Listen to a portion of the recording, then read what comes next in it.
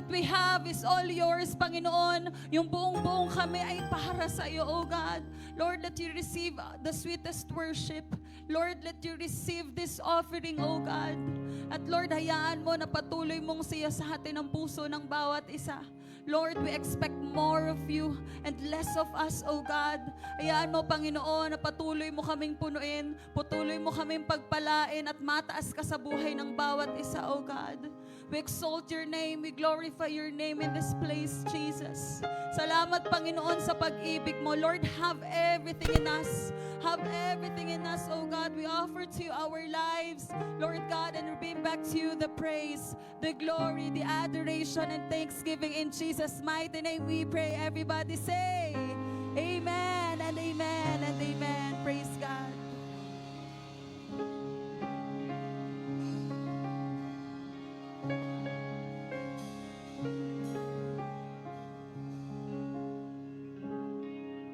Praise God.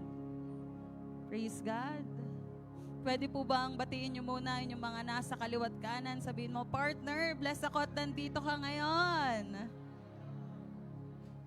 Praise God. God is good. And all the time. Praise God. Salamat sa Panginoon. So before we start, lahat po ng kids, 12 years old below, pwede po tayong, please send your kids to our kids church. Ayan, yung po mga 12 years old pababa. God is good. Amen. Thank you, Lord. Let us declare our calling verse, the Luke chapter 4, verse 18 to 19. The Spirit of the Lord is upon me because He had anointed me to preach the gospel to the poor. He had sent me to heal the brokenhearted, to preach deliverance to the captives and recovering of sight to the blind, to set at liberty them that are bruised, and to preach the acceptable year of the Lord, which is no other than Jesus, the Anointed One. We also have our culture. Sabay-sabay po nating ideklara, I am a blessing. I am anointed. I am a deliverer. I am a good follower. I don't destroy, I build. I am not seasonal. I appreciate everyone and everything. I am part of something big. I'm in partnership with Christ and I'm not extreme. Palakpakan po natin ang ating Diyos na buhay. Praise God. So we are already in the last Sunday of September. Wow, praise God. Tama ba? Last Sunday na po ng September and our topic is still on the title of Turning Point. Tingnan mo nga yung katabi mo. Praise God. May turning point na ba na nangyari sa buhay ng katabi mo? Praise God. Amen. Pastora, dati po hindi to marunong magbihis. Ngayon po talagang galante po kung magbihis. Amen. Praise God. The Lord already changed us in so many ways, in so many things, in so many aspects sa atin pong mga buhay. Can I hear an amen? Amen. Marami nang tinurn si Lord na mga punto sa buhay natin. Even our finances. Amen? Patuloy tayong pinagpapala ni Lord in our finances, in our health, even in our mind, kung ano ating mga iniisip sa ating mga buhay. Amen? At ngayon po, kung umagang ito, I am very excited. Maiksi lang po yung ituturo ko, but as we talk about this word, alam niyo po, ang sarap pag-usapan kapag alam natin na si Lord may binibigay sa ating turning point. Amen? May binibigay sa atin si Lord na turning point. And when we say turning point, there's a change na nangyayari. Tama po ba? There's a change na nangyayari. And now, our topic this morning is entitled, Your Time Starts Now. Wow! Sabihin mo nga sa katabi mo, your time starts now. Amen. Kapag po ba sinabi, sino po dito, nakapanood na siya ng isa pong, ano bang tawag doon? Yung pong marathon. Nakapanood na po ba kayo ng marathon? Tama. Kapag bago po sila tumakbo, talagang nagre-ready po sila. Tama po ba? Kailangan, bago ka sumabak ng paligsahan, bago ka sumabak ng isang kompetisyon, ready ka. Sabihin mo nga sa katabi mo, partner, dapat ready ka.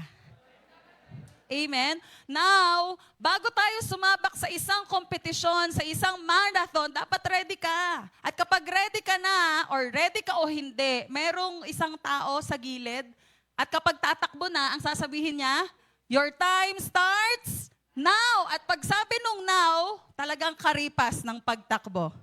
Amen? And today, alam nyo po, we are already in the bare months. Tama? Parang, alam nyo po, napansin nyo, during the first month of 2025, para bang antagal ng oras?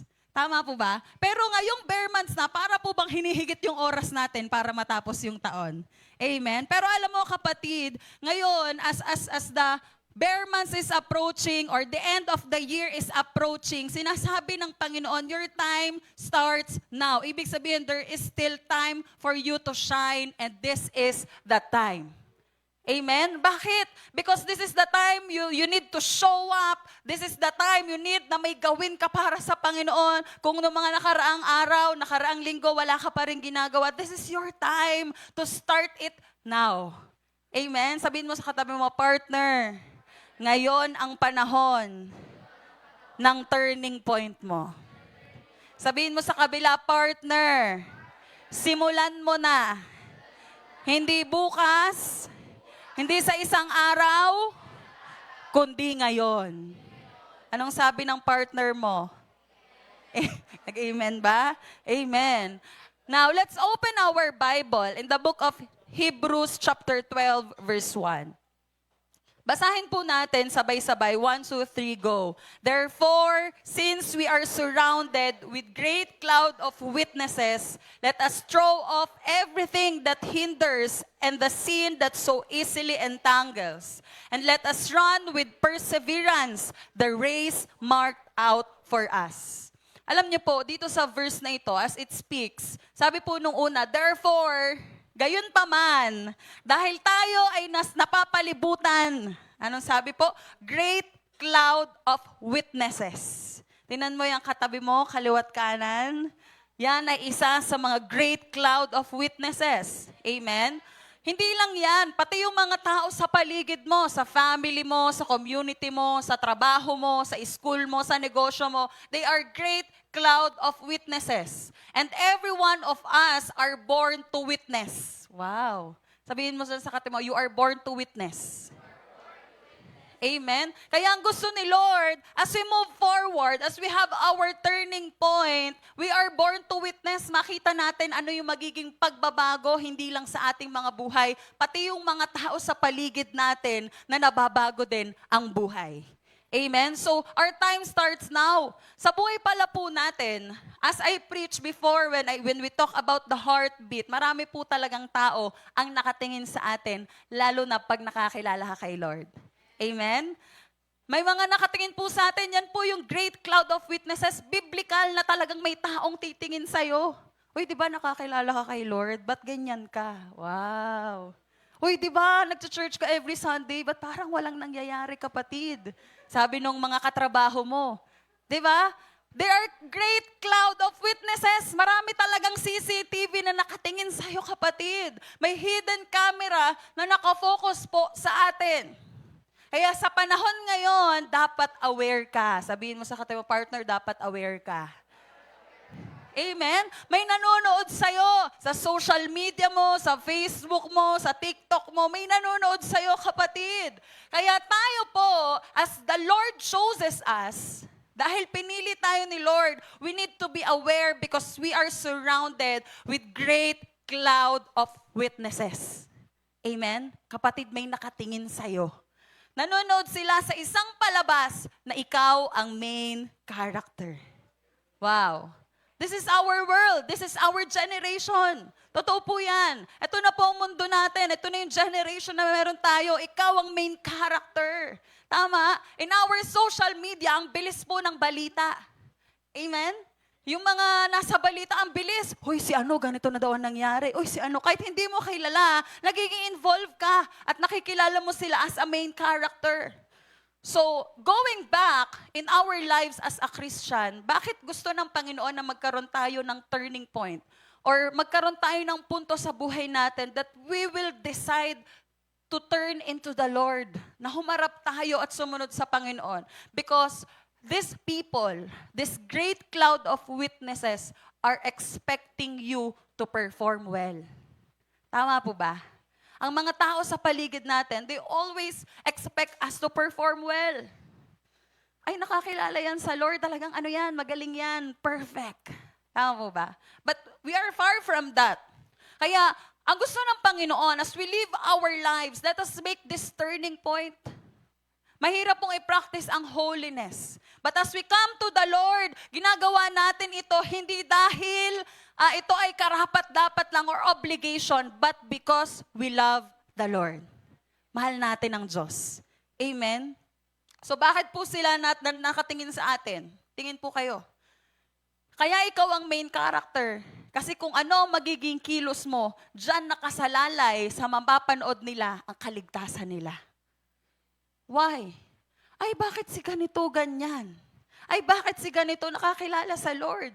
Pero ganito, alam mo kapatid, we need to change or we need to go into our turning point dahil those great cloud of witnesses are looking at us. Nakatingin sila sa atin. Nakasalalay sa performance mo ang ikalalago ng mga nanonood sa'yo. Amen? Nakasalalay sa palabas mo kung maniniwala sila na may Diyos o wala sa buhay mo. Amen? Kaya pala, we need to protect our lives. Because those people around us, tinitingnan nila kung paano kumikilos si Lord sa buhay mo. Amen? Kaya sabi mo, partner, i-ready mo ang buhay mo. Because your time starts now. Amen? Alam niyo po, hindi niyo kailangan maging malungkot. Hindi niyo kailangan maging malungkot. Ay, ganun pala, pag nakakilala kay Lord, marami nang nanonood, kailangan pala perfect ako. No. Hindi mo kailangan na matakot. Why? Because the more na lumalapit ka sa Panginoon, the more na nagbibuild ka ng relationship kay Lord, hindi mo papapansin, unti-unti ka nang binabago ng Diyos. Hindi mo kailangan pilitin. Ang kailangan mo lang ay piliin ang Diyos na magbabago sa iyo. Amen? Hindi ka susukatin. Alam niyo po, when we go in front into the Lord, pag humarap tayo sa Panginoon, hindi ka susukatin ano yung nakuha mo in this world, gaano kadaming luxury cars ang nakuha mo, amen, gaano kadaming pera ang meron ka. Hindi ka susukatin sa nakita mo o kinita mo. Pero susukatin ka ng Panginoon sa nakita ng Diyos sa puso mo. Amen? Kung gaano mo kamahal si Lord, kung gaano mo gustong ibigay yung buhay mo para sa Panginoon, kung paano ka napanood ng tao to be a blessing to other people. Amen? Kaya ngayon, hindi lang tayo namimili ng napapanood. Pumipili na tayo ng klase ng TV na papanoorin. This is my reminder to each and every one of us. Alam niyo po, ang daming pwedeng maging idol. Ang daming pwedeng maging, ano po bang tawag doon? Avid fan. Uso po ba yung avid fan? Ang daming pwedeng maging fanatic. Sino bang fan mo? Fan ka ba ni Vice Ganda? Fan ka ba ng BTS? Ano pa po bang mga uso ngayon? Di ko na alam. Kung fan ka pa ng mga yan, kapatid, I want to warn you today, pumili ka ng klase ng TV na papanoorin mo. Bakit po? I encourage you today na ang tanging TV lang na papanoorin mo ay kung paano kinikilusan ng Diyos ang buhay ng mga tao sa paligid mo. Amen? Doon tayo tumingin sa mga tao na kung paano sila binabago ni Lord. Doon tayo tumingin sa mga tao na kung paano sila ginagawa ng miracle ng Panginoon. Mamili po tayo ng TV na panonoorin. Amen? At ngayon pong umagang ito, 3 bagay lamang po na gusto kong umuwi kayo na dala-dala po ito. Unang-una, number 1, throw off everything that hinders us from God. Minsan pa nga po, basahin natin, throw off everything that hinders us from God. Kapatid, as the Lord says in Hebrews 12:1, we are surrounded with great cloud of witnesses. So let us throw off everything that hinders us from God. Kapatid, may puputulin ka tapos itatapon mo ng napakalakas. Yan ang gusto ng Panginoon ngayon. Ano yung itatapon mo ngayon? Nasa panahon po tayo ngayon ng bili-bili-bili, tapos pwede namang itapon na lang o i-pre-love. Tama po ba? Or bili na lang tayo ng plastic na baso, bili na lang ulit tayo pag natapon or naubos. Katatapos mo lang bilhin pero parang gusto mo na ulit ipamigay. At hindi natin namamalaya na ang dami na po nating gamit sa bahay. Tama po ba? Lagi naman po nasa huli ang pagsisisi. Sasabihin natin, ano ba yun? Dapat pala hindi ko na binili. Madami na pala ako nito. Hello? Kaya sabi ng writer ng Hebrew, sabi niya, dahil maraming nanonood sa'yo, they are great cloud of witnesses that us throw off everything that hinders us from God. Kapatid, kung may mga bagay na pumipigil sa'yo para lumapit sa Panginoon, this is the moment you stop it. Amen? Kung hanggang ngayon, nandun ka pa rin sa bisyo mo, kapatid, this is the moment you stop it. Hello? Okay lang, Pastora, red wine lang naman ito. Amen? 1% lang naman ito. Amen? So this is the moment. Sabi ng writer, kapatid, itapon mo na yan. Kasi malapit nang dumating si Lord, kaya dapat may itatapon ka. Amen? Sabihin mo sa katabi mo, partner, dapat may itatapon ka. Amen? Sino po dito gusto niya mabago ng Diyos ang buhay niya? Amen? Sino po dito gusto niya sumagana yung buhay niya? Let me tell you this. Sa isang barko po, bigyan ko po kayo ng example. Sa isang barko po, kapag nasa peligro, talagang shaking po yung barko, mabigat, hindi po sila nagtatapon ng tao. Tama po ba, Brother Rafi? Tao po ba ang tinatapon? Hindi. Hindi po tao ang tinatapon kapag may problema o kailangan mag-unload. Hello? Ang tinatapon po nila ay bagahe. Tama po? Tama po ba, Brother Rafi? Naranasan niyo na po ba magtapon ng tao? Hindi ba? Okay. So, sa isang barko po, pag nasa peligro, hindi tao ang tinatapon nila. Pero ang tinatapon nila ay yung mga bagahe. Kaya kapag bumabaligtad na ang barko, lahat po ng gamit, wala naman niyang value. Ang tanging may value po dyan ay yung taong nakasakay. Amen? That's why today, ang may value sa Panginoon ay ikaw. Amen? Hindi yung mga excess baggage mo. Ano ba yan? Hindi po ako makapag-church kasi yung baboy ko walang mag-aalaga. Kapatid, itapon ang baboy. Biro lang po. I know that's your business, pero kapatid, may Monday to Saturday para sa baboy mo. Give that Sunday to the Lord. Amen? Kaya sabi ni Lord very clear, throw off everything that hinders us from God. Yan ang sabi ng writer po ng Hebrews. Hindi ba throw off ang message? Alam niyo po, ano pong pangalan ng bagyo po na super typhoon daw? Opong? Opong po tama? Yung opong, grabe po yung nangyari doon, no? Akala natin talagang sobrang lakas. Talagang po tayo, hangin lang po yung malakas sa opong. Tama po ba? Parang mas malakas pa nga po yung nagdaan. Pero ano po nangyari? Before the typhoon happened, parang ang dami nating pwedeng itapon. Tama ba?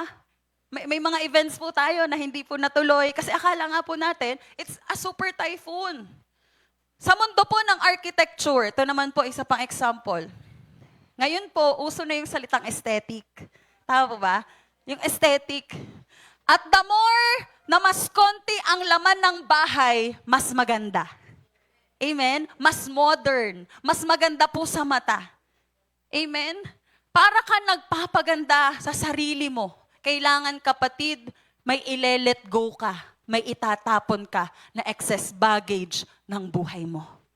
Amen? For you to receive your turning point, kapatid, para mas gumanda, mas umangat, mas sumagana, itapon mo na yung mga bagay na pumipigil sa'yo papalapit sa Panginoon.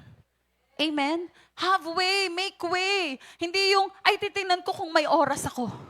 No. Pagdating po sa Panginoon, sige, bibigyan ko ng oras. Amen? This is how we grow into the Lord.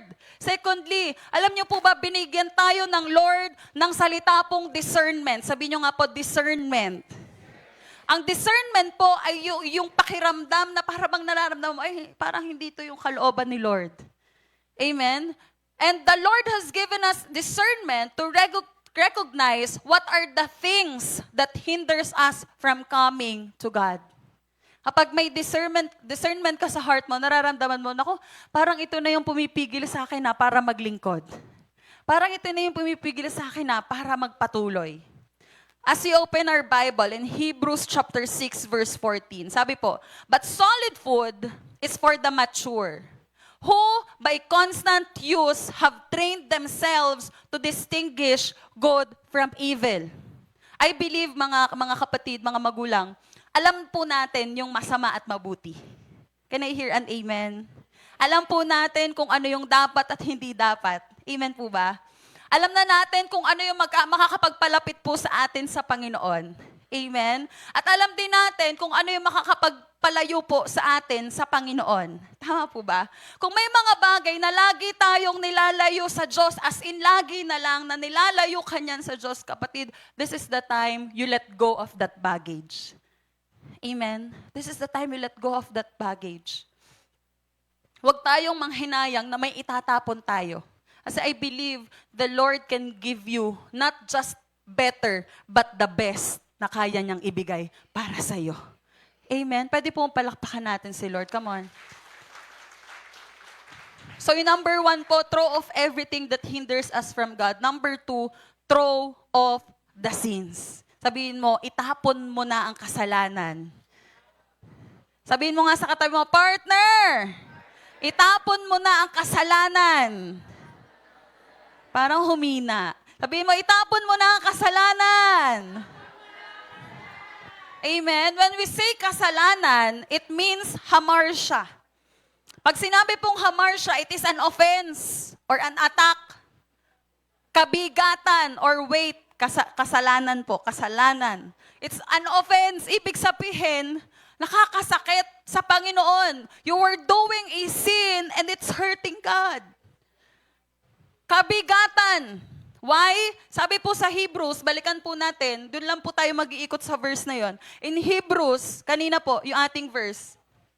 Basahin nga po ulit natin, 12 verse 1. Therefore, since we are surrounded with great cloud of witnesses, marami po nakakakita sa atin, let us throw off everything that hinders and the sin that so easily entangles. Alam niyo po, tingin po kayo sa akin. Kapag may nasimulan po kayong isang kasalanan, maliit o malaki, kapag nagsunod-sunod po yan, magkakaribok na po yan. At hindi mo na maintindihan kung paano mo malelet go ang kasalanan na yan. Hello? It will entangle. At pag nag-entangle siya, it means to make something becomes twisted up in a mass of strands, magkakabuhol-buhol na. And it will put something or somebody to a difficult situation. Kapatid, if you are experiencing pain right now, surrender it to the Lord. Amen? Kung sunod-sunod na rin nangyayari sa iyong problema, sunod-sunod na yung pinagdaraanan mo, why not surrender it to the life giver? Why not surrender it to the problem solver? Amen? Kasi kapatid, kapag rumanas ka na ng kasalanan, tapos diniretso mo, magkakabuhol-buhol yan and you will be in a difficult situation na para bang hindi mo na kayang takasan. Amen? Yung ilagay ka sa problema o sitwasyon na napakahirap ng labasan, meron po niyan. In other words, something will be complicated in your life. Pero maniwala po kayo, to make something more complicated or confusing, yan po ang mga bagay na dapat madaling itapon para sa iyo. Bakit? Kasi ang mga bagay na yan, ang mga nagpapahirap sa buhay mo. Amen? Madaling itapon. Bakit? Kasi yan yung nagpapahirap sa iyo eh. May nature po kasi tayo na gusto nating kumawala. At ito po ang puhunan natin sa buhay. Gusto kong makawala, gusto kong maka-escape. Ganun po yun eh. Meron sa kaloob-looban po natin na gusto nating makawala. At hindi nawawala yun. Pero kapatid, when you reach your turning point at ibinigay mo sa Panginoon, doon mo makikita, nakikilos ang Diyos sa buhol-buhol mong problema at kasalanan. Amen? That is why nabuhay ang Diyos ng magmuli. Not just to be exalted, not just to be a king, but to be a father para sa ating lahat. Amen? Nabuhay pong magmuli si Jesus, hindi para lamang maging hari. Pero nabuhay muli si Jesus para ipagtanggol ka, para sagipin ka, para kunin ka mula sa problema na meron ka. Amen? That is the reason why Jesus arise again. Para sa'yo. Sabihin mo nga sa katabi mo, para sa'yo. Kaya kapatid, this is the moment we need to throw off those sins. Remove the baggage. Kailangan may itapon ka. Alam niyo po, I do not know each and every one of you. I do not know all of you personally. Pero alam ko you have a relationship with the Lord. Kilala ka ng Diyos. Amen? At ang number 3 po, I will end in this. Ito po sa number 3. Pagkatapos mong magtapon ng baggage, pagkatapos mong magtapon ng mga hindrance at kasalanan, we need to run with perseverance. Sabi nyo nga po, run with perseverance. Balikan po natin yung Hebrews chapter 12 verse 1. Bakit po? Bakit natin kailangang tumakbo pa rin ng may perseverance? Dahil, balikan po natin, gayon pa man, since we are surrounded with great cloud of witnesses. In short, marami pong mga mimoso at mimosa sa ating mga buhay. Laging nakatingin sa ating mga buhay. We need to throw off everything that hinders and the sin that easily entangles. And let us run with perseverance the race marked out for us. Dalawang bagay po. Letter A, let us run. Sinabi po dyan, let us run. Sabi nyo nga po, let us run. Kapatid, when you receive your turning point, magkaroon ka ng turning point, maipaalala ni Lord sa'yo kung paano niya pinakita yung pag-ibig niya. Hindi ka hahayaan ng Diyos. Kundi ang word ni Lord for all of us, sabi ni Lord, let us run. Kailangan tumakbo ka, pero hindi ka tatakbo ng mag-isa. Bakit po? Sabi, let us run this race together. Kasama mo ang Diyos sa pagtakbo mo. Bakit po sinabing your time starts now? Because the moment you start your life with the Lord, maraming tao talaga ang titingin sa'yo. Maraming tao talaga, they will judge you for who you are, on how you live your life with the Lord. Pero kapatid, ang gustong sabihin ng Panginoon, ano man ang mangyari, ano man ang sinasabi ng tao for you or against you, kapatid, tumakbo ka lang.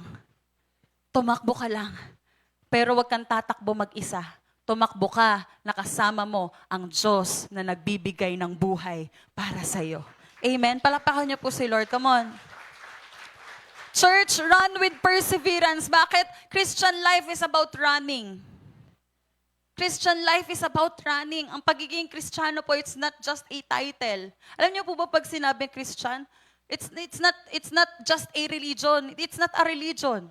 You are saying that you have a relationship with the Lord. We are not putting up religion, mga kapatid. We are putting up relationship with the Lord. Amen? Kaya kapatid, kung may relasyon ka sa Panginoon, tuloy lang ang pagtakbo. Tuloy lang ang pagtakbo. Bakit? Wag na wag kang hindi tatakbo. Wag na wag ka rin hihinto at wag na wag ka rin magpapahinga. Bakit? Ang gusto ng Panginoon, as you run the race, ilang taon ka man, 10, 15, 20, 30, 40, 60, hanggang mag-70, 80 ka, takbo ka lang para sa Panginoon. Ipagpatuloy mo yung buhay mo sa Panginoon. Why? Because when you run with perseverance, pag sinabi pong perseverance, it's a continuation of something. Na pag nadapa ka, magpapatuloy ka, kasi alam mo nakasama mo ang Diyos na tumatakbo. Na kapag may nangyari sa'yo, determinado kang ituloy dahil inumpisahan mo nakasama ang Diyos. Amen? Kapatid, hindi ka hihinto pag may perseverance ka. Hindi ka titigil. Despite of difficulties and setbacks, I know marami po tayong pinagdaraanan. That's our life. It's part of our life. Ang marami pong pagdaanan. Pero alam mo kapatid, ang gusto ng Lord for you to reach that turning point, you run with perseverance. Na tumatakbo ka, pinagpapatuloy mo yung buhay mo, hindi dahil wala ka ng choice. Pero nagpapatuloy ka ng buhay, patuloy kang tumatakbo at hindi ka humihinto dahil alam mo na ang kasama mo sa pagtakbo mo ay ang ating Diyos na buhay. Amen? Come on. The Lord wants you to be a finisher. Kalooban ni Lord na matapos mo ang takbuhin mo sa buhay. Ilang taon ka na ngayon? 15? 25? 30? 50? 80. Kapatid, as the Lord teach us this past few weeks, sabi ng Panginoon, anak, hanggat may heartbeat ka, may purpose ka. Hanggat may heartbeat ka, may ipapagawa pa ako para sa'yo. Kaya tumakbo ka lang. Tumakbo ka lang. You will always have a turning point. Lagi tayong may lilikuan eh. Pero alam mo kapatid, saan ka man banda lumiko, patuloy mong takbuhin dahil ang kalooban ni Lord ay maging finisher ka. Amen? That you run the race with faith. Tatapusin mo ng masaya. Dahil kasama mo ang Diyos sa pagtakbo mo. Tatapusin mo na hindi ka maiiwanan. Alam mo kapatid, magsabay-sabay man po tayong tumakbo, for sure may maiiwanan. Pero kapag tumatakbo ka na ang nakatingin ka ay ang Diyos ang kasama mo sa pagtakbo, never kang maiiwanan sa pagtakbo mo sa buhay. Amen? Yan ang gustong iklaro sa atin ng Panginoon. Anak, hindi kita iiwan. Gusto ko, yung race ng buhay na binigay ko para sa'yo, tatapusin mo yan. At habang tinatapos mo yan, tinatakbo mo yan with perseverance, with determination. Na kaya ako tumatakbo dahil kasama ko si Lord. Kaya ako nagpapatuloy sa buhay dahil kasama ko si Lord. Kaya ako nagpapatuloy sa mga anak ko, sa mga kamag-anak ko, sa mga kaibigan ko. Masakit man ang mga sinasabi nila, pero kasama ko si Lord. Come on. God will put us in difficult situations on purpose. Minsan po, kaya tayo nakakaranas ng problema kasi minsan sinasadya na ni Lord. But they were put in situation na minsan sobrang sakit na, Lord, alisin mo na tong sakit na to. Sometimes it's isolating. Pero hindi mo alam kapatid, those situations were given to put you into the odds with other people. Ano pong ibig sabihin nun? Gusto ipakita ni Lord na kahit nag-iisa ka sa isang daan, kaya niyang hipuin ang puso mo at buhay mo at baguhin ito into His turning point. Amen? May kayang gawin si Lord. They were empowered beyond themselves. Kapatid, as our verse, God is with you. Kasama mo si Lord. And there will be an amazing harvest in your life. Amen? We persevere because there are promises to receive. Bakit mo kailangan magpatuloy? Kapatid, dahil may pangako sa'yo ang Diyos. May pangako sa'yo ang Diyos. Pagdating mo sa dulo, Lord, buti na lang tumakbo ko. It's worth the pain. It's worth the risk. Sabi po, Hebrews 10:36, you need to persevere so that when you have done the will of God, you will receive what He has promised. You will receive what He has promised. Amen? Kapatid, takbo lang. Napapagod ka man sa buhay, kapatid, takbo lang. Huwag kang titigil dahil kasama mo ang Diyos sa pagtakbo mo. Persevere. Dahil pagkatapos niyan, you will receive the promise of God and it will be worth it. Why do we need to persevere? Because there is a person to believe. May isang Diyos na pwede mong paniwalaan sa pagtakbo mo. Amen? Alam niyo po, kung ba't may mga tao na napapagod ng tumakbo? Because they see no one. They see no one but themselves. Pero ngayon, kapatid, because you want to reach your turning point at gusto mong lumapit pa sa Panginoon, magpatuloy ka. Bakit? Dahil may isang Diyos na naniniwala na kaya mong matapos ang takbuhin ng buhay mo. Amen? Come on, let's clap the Lord. Church, you will get tired. Alam ni Lord na mapapagod ka.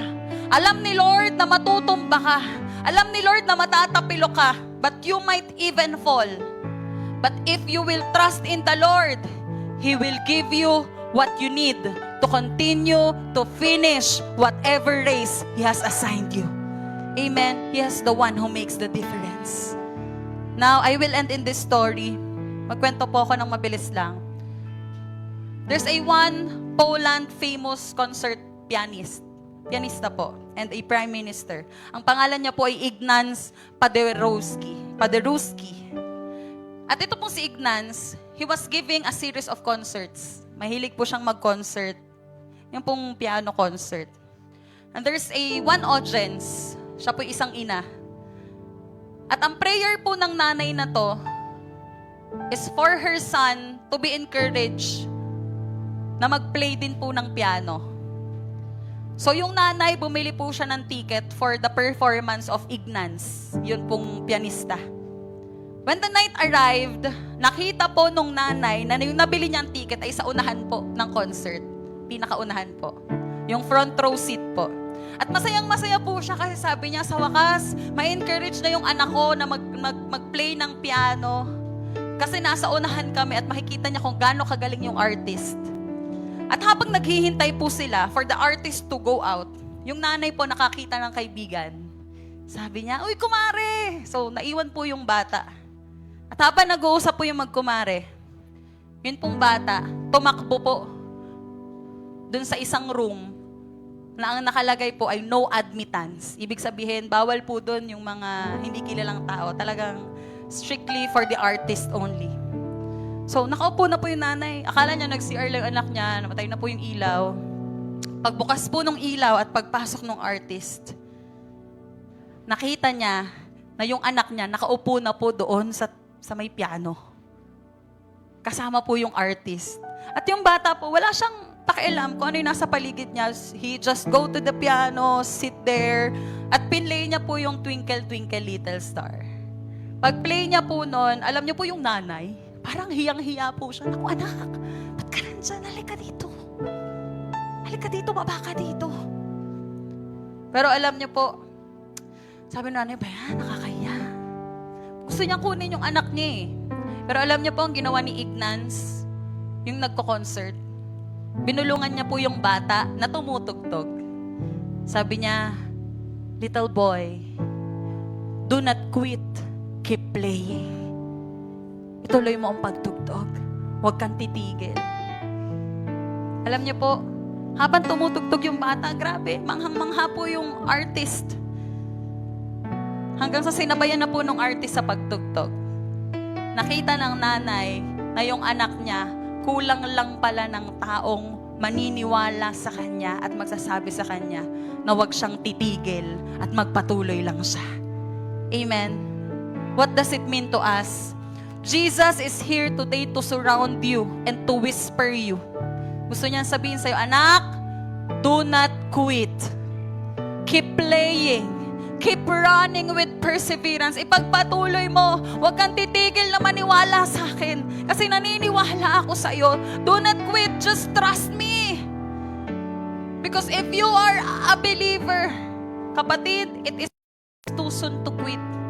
Maybe tomorrow, your answered prayer will happen. Kaya ngayong oras na to, huwag kang susuko. Huwag kang titigil. Dahil may isang Diyos na naniniwala na kaya mong matapos ang race na ibinigay sa iyo ng Panginoon. Amen. Tatayo po tayong lahat. Come on. Come on. Now, let this be our prayer that, Lord, I want to run with perseverance. That, Lord, give me faith. Bigyan mo ako ng pananampalataya. Bigyan mo ako ng paniniwala na palaging maniwala na may isang Diyos na kaya kong tingnan, na kaya kong pagkatiwalaan.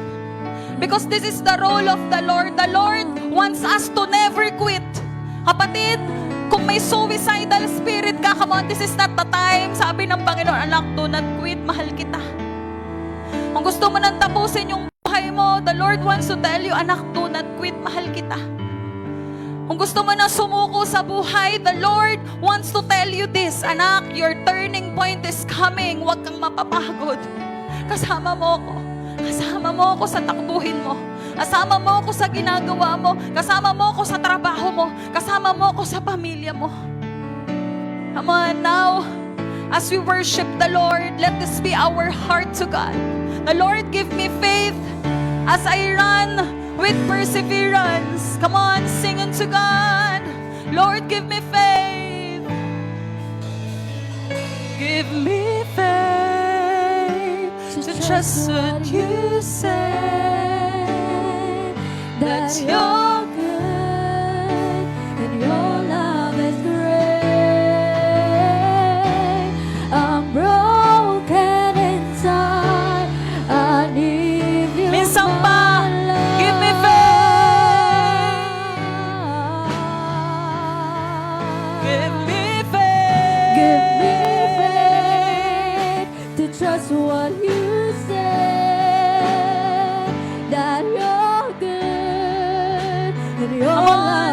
if you want to live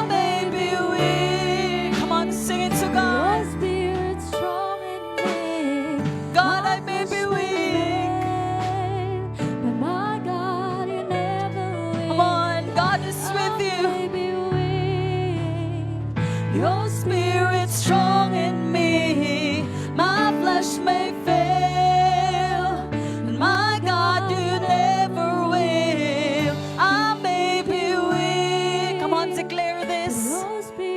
The Lord, mahina man ako, pero malakas ang Diyos na kasama ko sa takbuhin na to. Declare this in your life today. I may be weak, your spirit strong in me. My flesh may fail, my God. For the last time, come on. I may be weak, your spirit strong in me. My flesh may fail. Lord, give me My faith. God, you never will.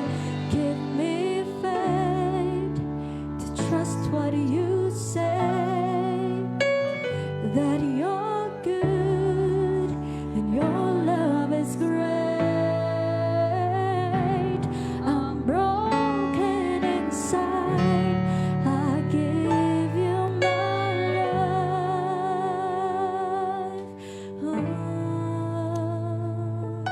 Let me pray for you.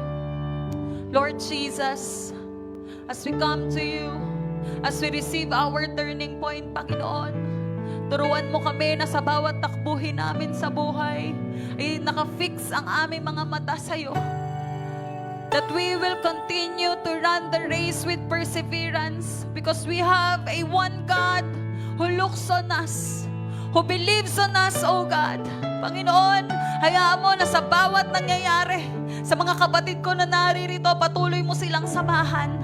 Sa kanilang panghihina, Panginoon, let you remind them that you will be their strength. Hayaan mo, Panginoon, na ikaw ang maging kalakasan ng bawat isa. Ano man ang aming mga pinagdaraanan, kinakaharap, sa bawat takbuhin ng buhay, Panginoon, you will always be with us. Lord, that you give us the faith that we will always believe that in our race, you are there. We are together, Panginoon. You are with us, oh God, in Jesus' name. And Lord, right now, I declare na sa bawat pagtakbo, sa bawat paghayo, sa bawat pagtakbo sa mga race na binigay mo, Panginoon, Lord, we will run with perseverance because we are running with the one and only God that we are serving. Salamat, Panginoon. Bless each and every one of us. Patuloy na kalakasan, patuloy na enlightenment, patuloy na kapayapaan, Panginoon, sa buhay ng bawat isa. And Lord, hayaan mo na bago matapos ang taon ng 2025, Lord, we will run the race with endurance, with perseverance, oh God. At hindi kami titigil. Magpapatuloy kami dahil kasama ka namin sa takbuhin ng buhay, Panginoon. Salamat, oh God. We bring back to you the praise, glory, and adoration. In Jesus' mighty name we pray. Everybody say, Amen, and Amen, and Amen.